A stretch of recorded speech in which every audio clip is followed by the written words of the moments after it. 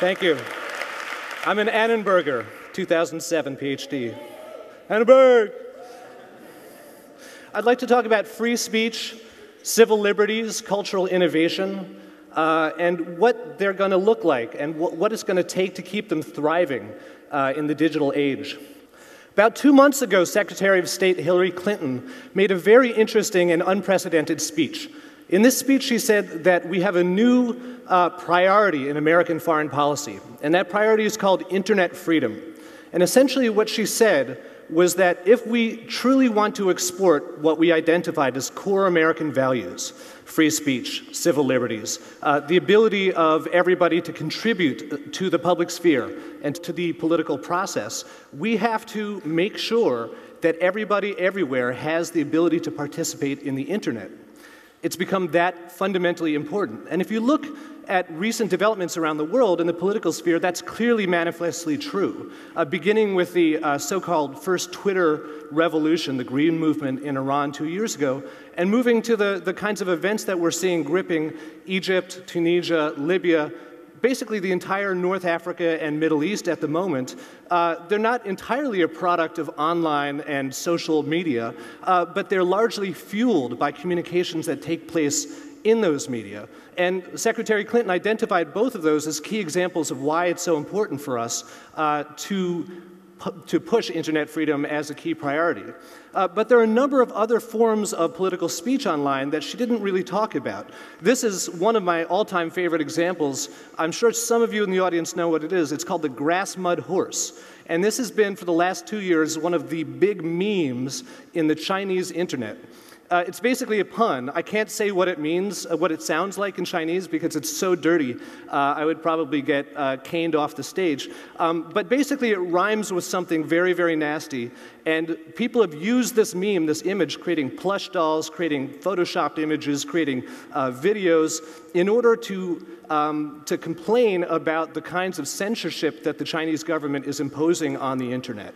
And nobody's ever mentioned censorship or the Chinese government by name, but everybody knows exactly what it means. So much so that the Chinese government actually changed their policies regarding the distribution of online video after this meme broke out. And in fact, there's this whole range of wonderful, amazing, beautiful new cultural forms, what I call configurable culture. I just wrote a book about this. It's called Mashed Up. And, you know, these are funny, they're silly, but they're also serious. Every single one of these mashups and remixes and machinima and modifications means something political, means something about inverting the kinds of power that have defined communications throughout the 20th century. We're seeing that pyramid with the powerful people on top filtering the information down to the powerless on the bottom, inverted, and a real kind of ground-up global cyberculture emerging. But it's not all good news. There is significant censorship going on right now. As Secretary Clinton pointed out, the internet was shut down in Iran. And the Green Movement, for the moment, ended. The internet was shut down in Egypt. That wasn't enough to stop the momentum, and Mubarak was sent out. China is surrounded by what's known as the Great Firewall of China. They have mandated that censorship technology be installed on every single laptop that's distributed in the country. There are serious threats to free speech and civil liberties in these places. But it's actually true at home as well, here in the US. The threats here are very different. For one thing, we have a broadband duopoly at best. So for 97% of Americans, you have at most two choices, the local phone company and the local cable company, in terms of how you're going to get broadband into your home. All Americans have 4 wireless communications companies to choose from, all of them equally crappy and expensive. Thank you. And one of them is about to buy another one, so we'll be down to 3. And the reason this matters is that what it does is it creates an information bottleneck. No matter how many millions of people are creating cool mashups and remixes and sharing information and planning demonstrations and publishing manifestos, all of that information has to go through the eye of the needle. It has to pass through servers and infrastructure owned by this tiny handful of companies who are completely beholden to the government and to big industry and are willing to do whatever it takes to stay on those good sides. And what that does is it produces a situation where it's very easy for the government to call up AT&T or Verizon and say, you know what? there's a law called FISA, but we're going to ignore it, and we'd like you to spy on Americans' personal communications for us. It's very easy for Congress to push laws like COICA, which the Senate introduced in its last session, which would essentially grant the Department of Justice in the US the same unilateral, unchecked power to censor entire internet domains from the US public that the Chinese government enjoys.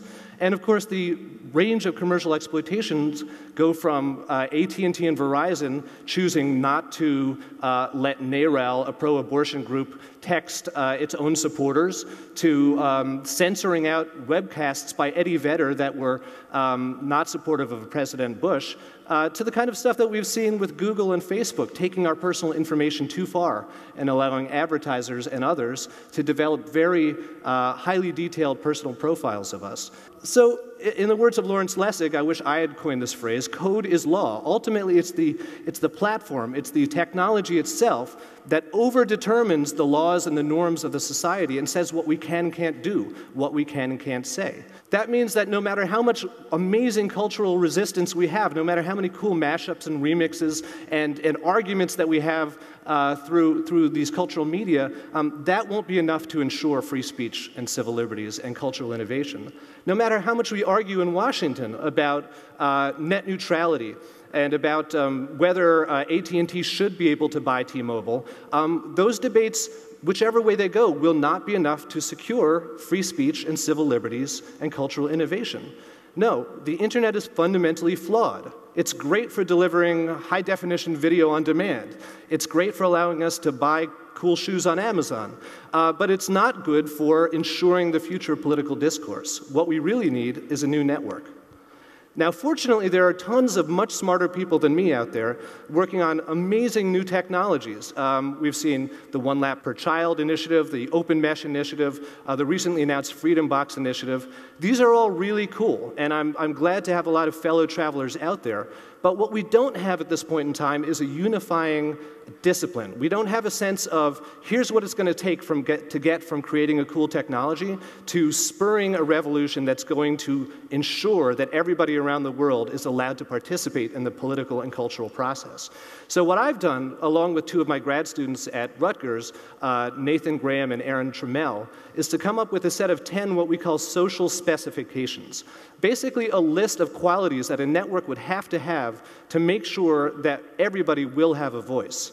And the first of those qualities is decentralization, right? That eye of the needle is the choke point. That's the political weakness of the internet. We need to build a network that does not have a center, that is only edges. We, secondly, need to have a network that is universally accessible. That means it needs to be built on standards that everybody has permission to use, that aren't owned by anybody.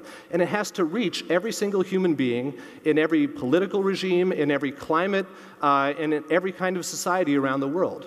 Third, it's got to be censor-proof. If I want to add my voice to the global fray, and whatever it is that I want to say, I need to know that my voice will be heard.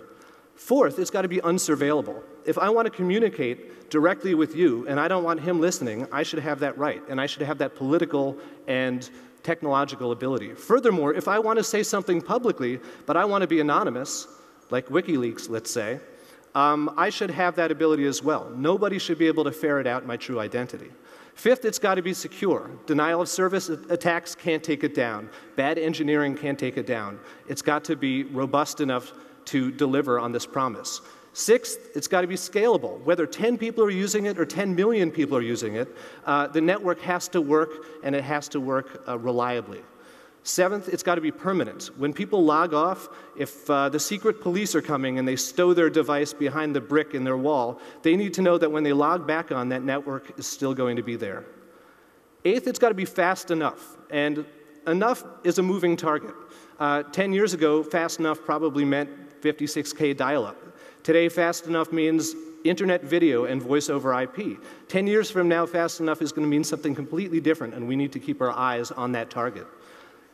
Ninth, it's got to be independent. While it may exploitatively use the internet or cell phone networks or any other networks out there, were the internet to close down tomorrow all around the world, this network should remain standing.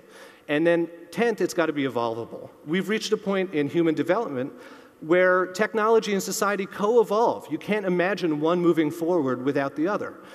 So we need to build a platform that's going to withstand the completely unexpected developments of the years to come, both technologically and socially. So I really do think of this as a set of 10 commandments, basic foundational principles, without which no network can truly ensure that civil liberties, free speech, and cultural innovation will continue. So that's a pretty tall order. What would such a network look like? Obviously, there are an infinite number of possible technological solutions out there.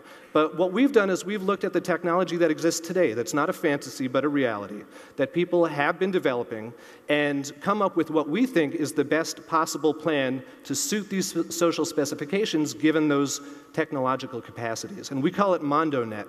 And this is actually the official announcement of the launch. We will be publishing an article about this in the Information Society Journal in July, but you guys are pretty much the first ones to hear about it.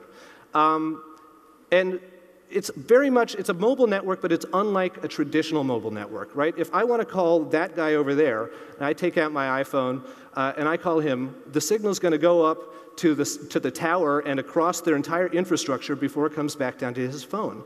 Well, that's ridiculous. There's actually another way to network that doesn't require that central mediator of communication, and that's called an ad hoc wireless mesh network. In a mesh network, basically what happens is my phone connects to your phone, her phone connects to her phone connects to his phone, and so on and so forth. And every new connection, because of Metcalfe's law, when you add one more node to the network, that incremental growth drives geometric growth in the network's power.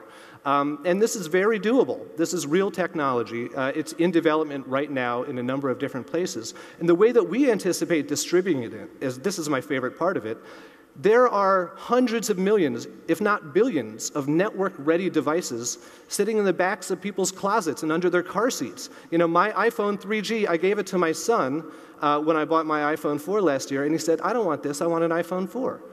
He's 6 years old.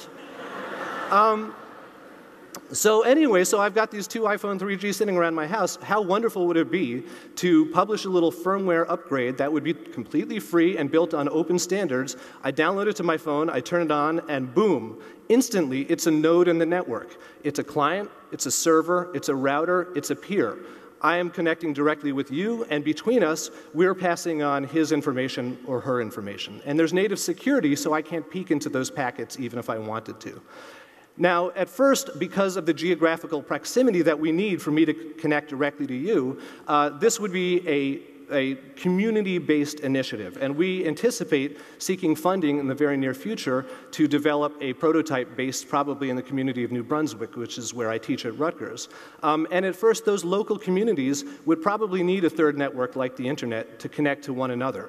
But what we see over time is basically allowing this thing to go viral, getting it into the hands of the global open source and free software community, and developing a global mesh in which every single human being can freely and easily and confidently communicate and share their voice as openly or as privately as they want to, without the intermediaries of the telcos, the ISPs, the governments, or anybody else.